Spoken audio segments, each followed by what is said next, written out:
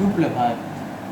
आज मैं मुखला संस्कृत उपशास्त्री महाविद्यालय बंधु छपरा भोजपुर से आप सभी को ऑनलाइन कक्षा के माध्यम से वॉइस के बारे में बताने वॉइस में जो आपको बताया था उससे आगे बताने जा रहा हूँ। पिछली कक्षा में हमने पास्ट इंडेफिनिट के बारे में जाना था। इस कक्षा में हम लोग पास्ट कंटिन्यूअस के बारे में जानेंगे और इसके बाद कंटिन्यूअस के ख़त्म होने के बाद एक बस पास्ट परफेक्ट ही बचेगा, क्योंकि परफेक्ट कंटिन्यूअस का वॉइस में कोई नियम ही नहीं होता है।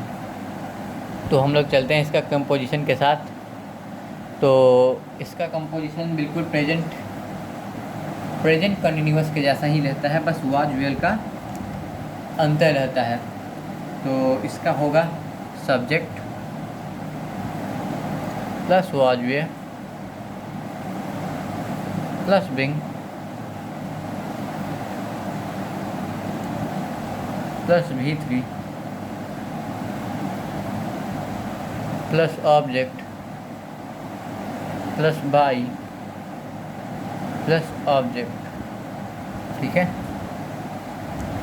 तो हम लोग एक नॉर्मल सा एक्टिव सेंटेंस या नॉर्मल पास्ट कंटिन्यूअस का सेंटेंस लेते हैं, जैसे the boys were making a noise. The boys were making a noise.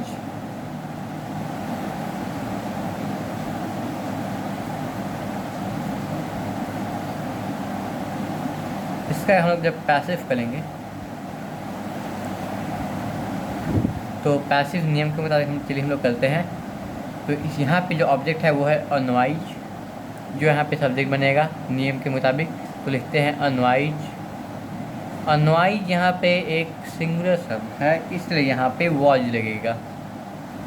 तो वॉज के बाद बिंग ऐड करना है, तो बिंग। मेकिंग का V3 होता है मेड, दूसरा कोई ऑब्जेक्ट नहीं है इसलिए बाय द बॉयज।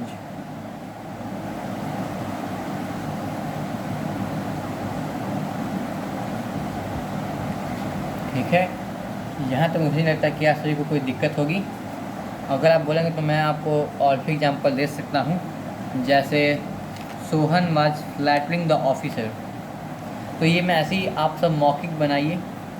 तो Sohan was flattering the officer, तो यहाँ पे जो ऑब्जेक्ट है वो है द ऑफिसर, जो वर्ब है वो है फ्लैटरिंग, और सोहन यहाँ पे सब्जेक्ट था। तो जब हम लोग इसका पैसिव करेंगे तो जो सोहन है वो ऑब्जेक्ट बन जाएगा और जो ऑफिसर है द ऑफिसर वो सब्जेक्ट बन जाएगा। तो ये हो जाएगा the officer was the officer was being flattered by Sohan. तो फ्लैटर्ड मतलब ऐसे होता है धोखा ही देना। पर अब हम लोग आगे बढ़ते हैं। ऐसे ही अब आप सब आगे का सेंटेंस तो जानते हैं कि अब हम लोग निगेटिव बनाएंगे। तो निगेटिव में इसका जो कंपोजिशन होगा वो कुछ नहीं होगा, बस यहाँ पे जो subject plus was were plus not लग जाएगा। तो सब्जेक्ट में कंपोजिशन लिखता हूँ plus was were plus not. ये बात हमेशा ध्यान रखिएगा कि जो नॉट है वो हमेशा ऑक्सिलरी वर्ब के बाद ही आता है। इसमें कभी हम लोग को मिस्टेक नहीं होना चाहिए, क्योंकि एक कॉमन एरर है। और ये जो वाज वेल जब ये इंट्रोगेटिव में आगे जाएगा तो जो नॉट है वो सब्जेक्ट के बाद लगेगा। ठीक है, ये तो मैंने आपको पहले ही बताया, पर तभी से दोहरा देता हूँ। Plus being plus V3 plus object plus by plus object. ठीक है, इसका मान हम लोग कोई एक नॉर्मल सा एक्टिव सेंटेंस लेते हैं, जैसे सिंपल सा है, लिखते हैं I was not writing the letter.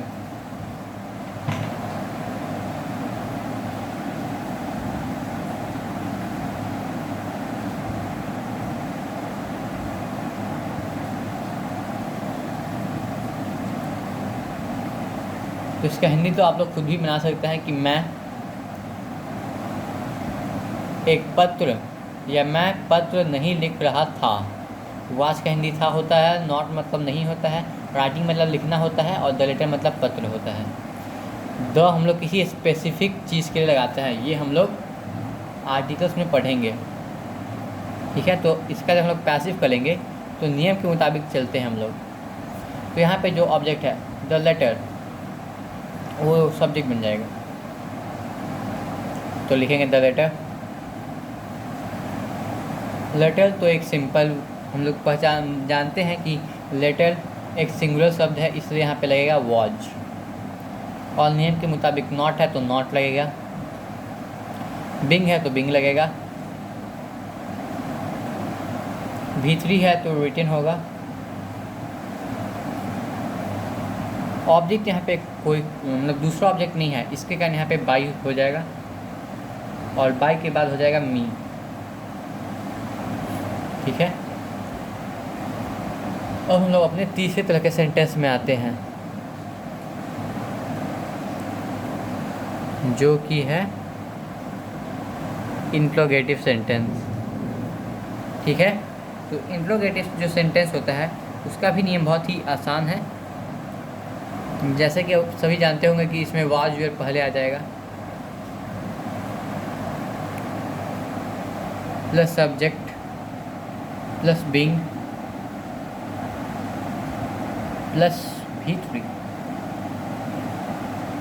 Plus object plus by plus object और क्वेश्चन मार्क। इंट्रोगेटिव है, याद रखिएगा।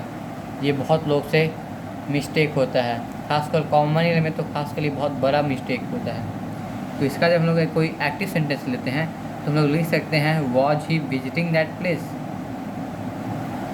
Was he visiting that place.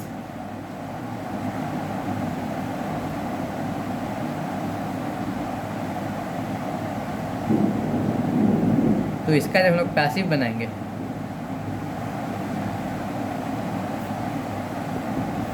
उसका पैसिव क्या हो जाएगा, वाज दैट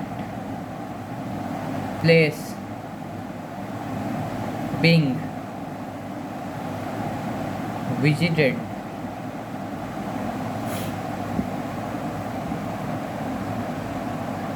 बाय हिम। ये नियम के साथ साथ जैसे कि वाज लगेगा, क्यों लगेगा, क्योंकि दैट प्लेस है जो कि ऑब्जेक्ट है, यहाँ पे जो सब्जेक्ट बनेगा, और दैट प्लेस जो है ये सिंगुलर है, इसके कारण यहाँ पे वाज लगेगा। फिर बिंग हमने ऐड किया, फिर विजिटेड क्योंकि V3 है, फिर कोई ऑब्जेक्ट नहीं है इसलिए बाई, फिर हम लोगों ने यूज किया हिम। तो अब जो अगला सेंटेंस आएगा वो तो आप सब जानते हैं कि यहाँ पे इंट्रोगेटिव प्लस निगेटिव होगा, टर्म होगा और टर्म प्लस निगेटिव होगा। तो जो इंट्रोगेटिव प्लस निगेटिव होगा उसमें यहाँ पे कुछ नहीं करना है, सब्जेक्ट के बाद नॉट लगा देना है, ठीक है।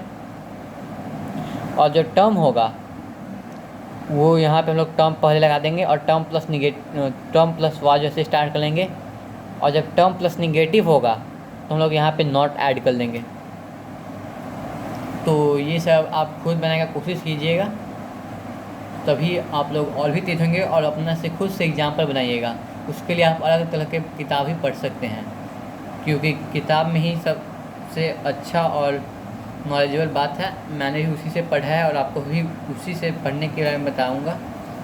तो ये जो था इसी के साथ हमारा पास्ट कंटिन्यूअस का एंड हुआ।